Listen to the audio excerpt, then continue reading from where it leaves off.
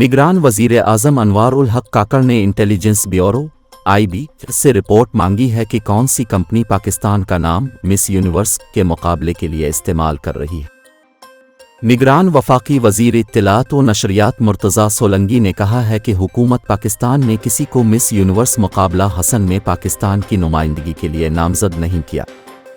एक बयान में वजीर इत्तलात का कहना था कि मिस यूनिवर्स के मुकाबला हसन के लिए हुकूमत ने किसी पाकिस्तानी खातून को नामज़द नहीं किया।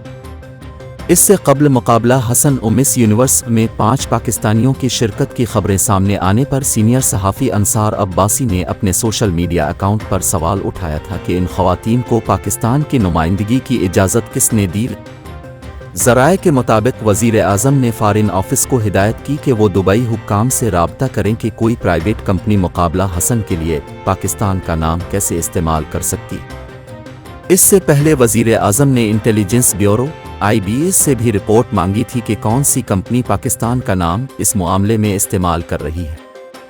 ज़राए के मुताबिक इंटेलिजेंस ब्यूरो ने वज़ीर आज़म को रिपोर्ट दी कि फ़िलिपाइन का शहरी जो दुबई में मुकीम है, इसकी कंपनी ने मुकाबला हसन के लिए पाकिस्तान की ख़वातीन से दरख्वास्तें मांगी थीं।